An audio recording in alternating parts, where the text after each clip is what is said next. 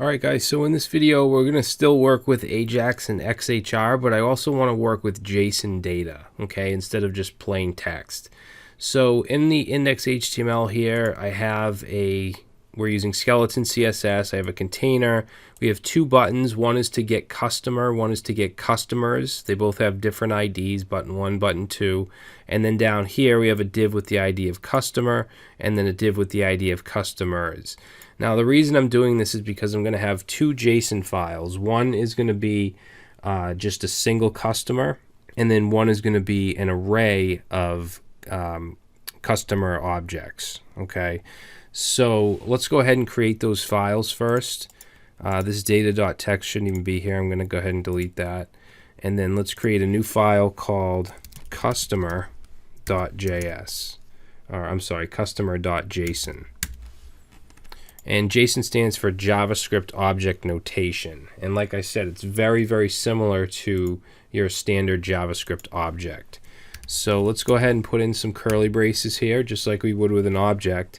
Now, with an object literal, we would put like ID, we could say ID whatever, well, it would probably be a number, so ID 1, and then we could put name John Doe, something like that. Now notice how this is red. That's because we have some errors in our syntax.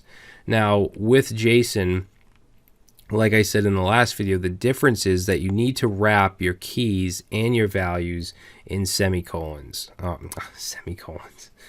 In double quotes. Unless of course it's a number, then you don't have to. So our keys need to be wrapped like that. See how it's not red anymore?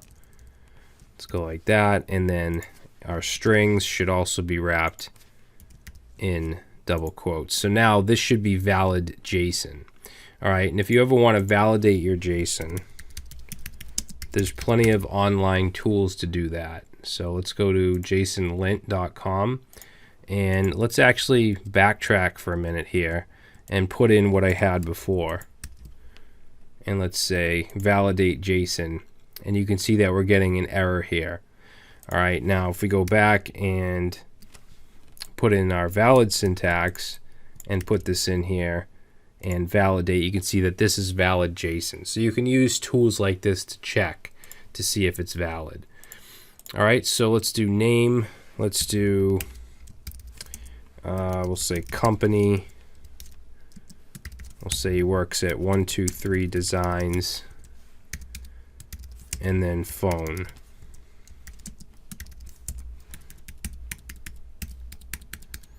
Okay, so there's our customer. So we'll save that. And now let's go back into, let's go into app.js.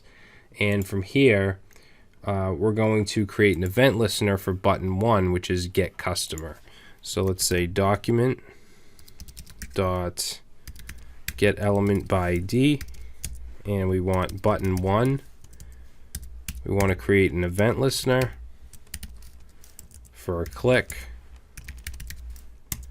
and then we're going to call load customer.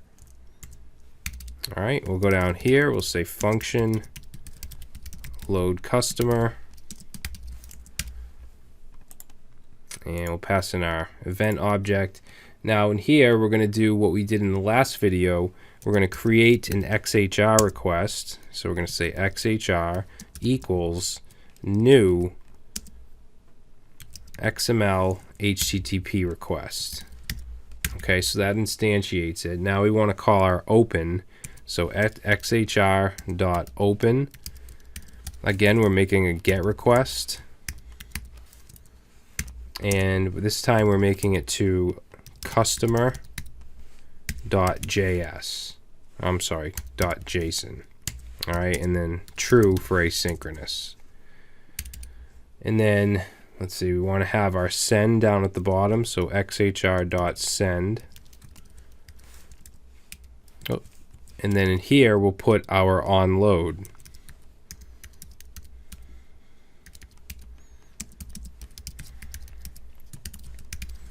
Okay, let's check to make sure that it's a 200 status.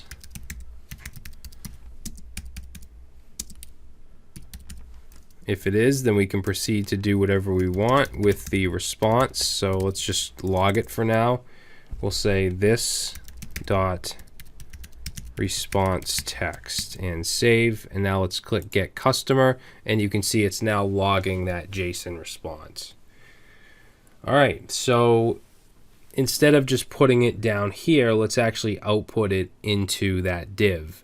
So we'll go ahead and comment that out.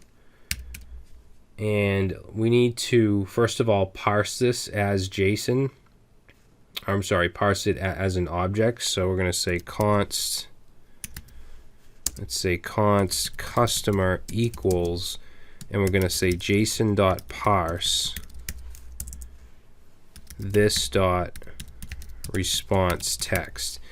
The reason we're doing this is because this is basically a JSON string. We're not going to be able to get, for instance, customer.id or customer.name unless we run it through this JSON parse. So that's why we're doing that. Okay, and then from here, let's go ahead and create a variable called output, and we'll set it to a template literal, and we'll put some HTML in here. So we'll put a UL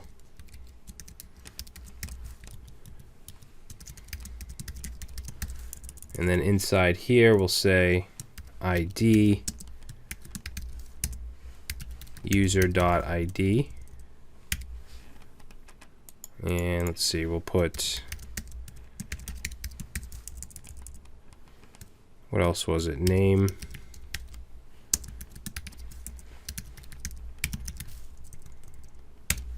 copy this. So we had name, we had company,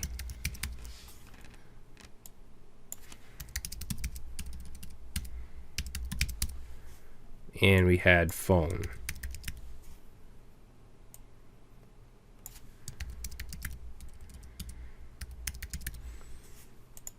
Okay, so now we have this in a variable. Now we want to output it into the browser. So let's say document.get element by ID, and let's get the ID of customer, and let's say dot inner HTML equals output.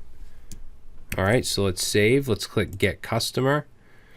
User is, oh, you know what? This should be customer, not user. Sorry, guys.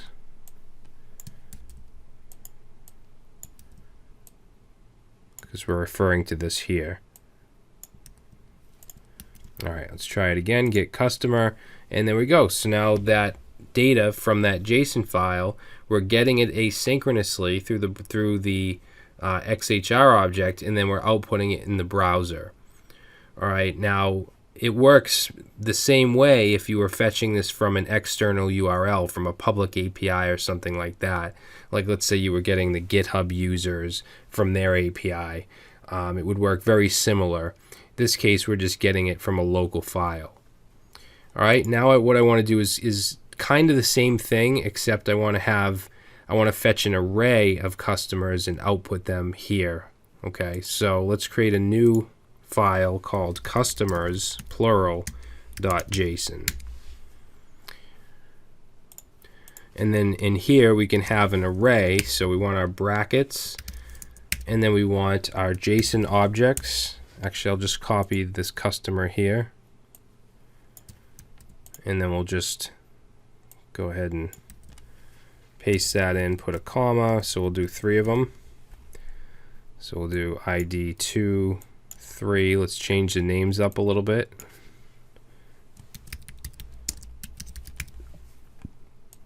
Company, we'll say, I don't know, Hello Productions.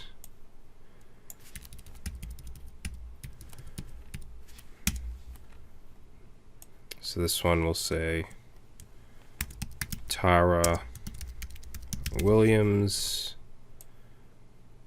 and we'll just say she works at Traversy Media, the best company in the world. All right, so now we have an array of JSON objects. So let's go back to app.js and let's create a new event listener. I'm going to copy this one here, and we're going to listen on button 2, and we want to call load customers this time. Okay, now I'm going to copy load customer because it's going to be kind of similar, so we'll copy that. Let's actually put a comment here. We'll say load customers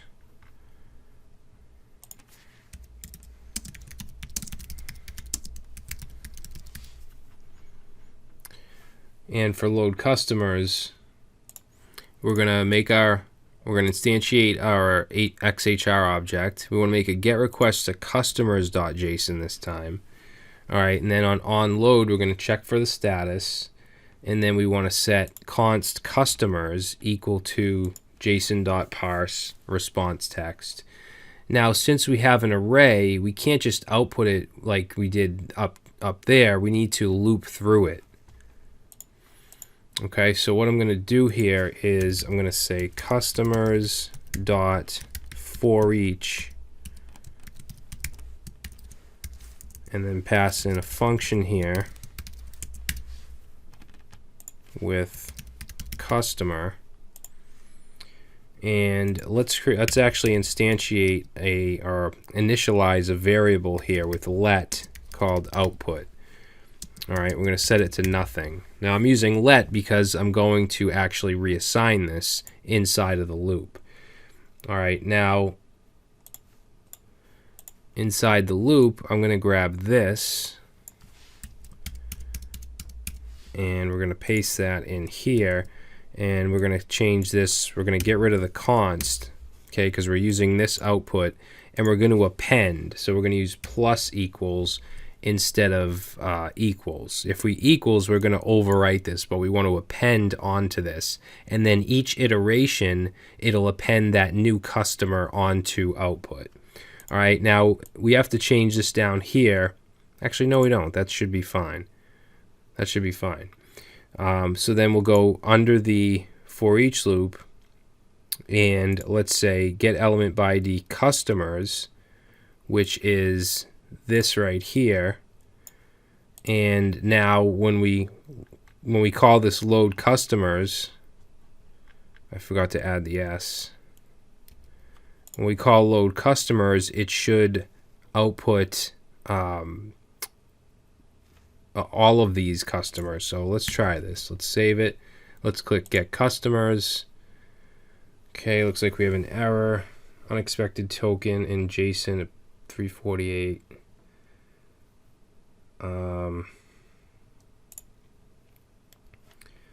Let me see. Customers JSON.parse.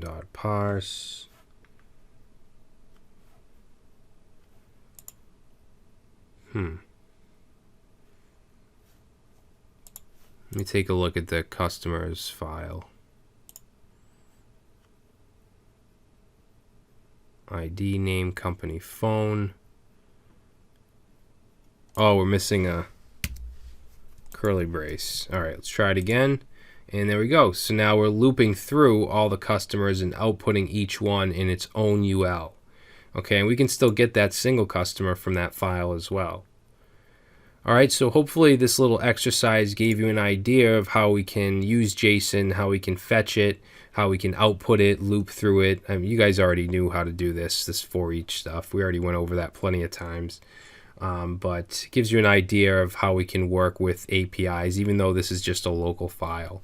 So in the next video, what I want to do is kind of the same thing, but I want to work with an outside public API and bring some data in.